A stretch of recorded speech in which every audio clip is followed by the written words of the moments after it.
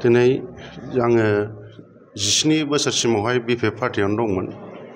बे 17 बोसोरनि माबायावहाय पार्टियाव थानायाव दिनैसिम आङो जेबो मुलाम्फा मोनबोआखै आरो जेबो डेभेलप मोनबोआखै। आं दिनैसिम माइबाइनावबो गंसेबो मोनबोआखै आरो दा आङो बेवहायनो इउपिपिएल पार्टियावहाय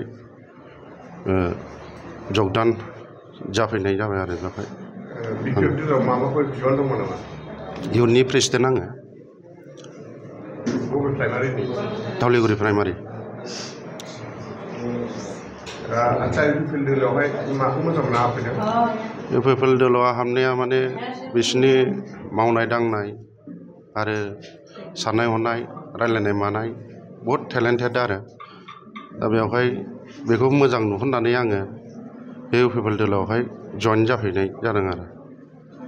प्रतिमा छेत्री, আমি গোসাইগাঁও থাকি আর কি। মানে ফার্স্ট টাইম আমি প্রথমে কোথাও করি নেই, মানে আগের থেকেও শুনছিলাম আমি, মানে খুব সাপোর্ট করে আর কি সব কিছুতে ইউপিপিএল। তো ভাবলাম এবার ফার্স্ট টাইম আমি এটাতে যোগদান করি।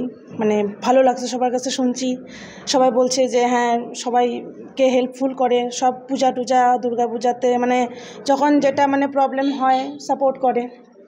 তো এটাতে আর কি আমার ভালো লাগছে, এর জন্য আমি ইউপিপিএল সাপোর্ট করি আর আমার ফ্যামিলিকেও আমি সাপোর্ট করবে আর কি সবাই। ধন্যবাদ। फरायसाफोरनि थाखाय मोनसे फोसावथाय।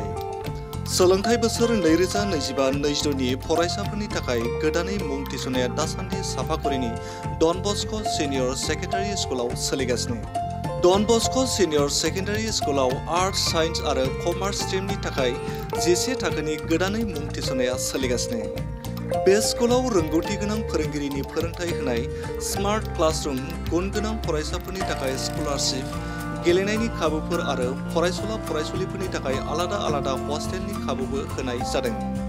जुदि गोसो गोनां फरायसाफोरा साफागुरिनि डन बस्क' सिनियर सेकेन्डारि स्कुलाव गोदानै मुं थिसनोब्ला नैबे मबाइल नम्बर 9365519559 नङाब्ला 7086117662 आव थोंजोङै फोनांजाब खालामनो हागोन।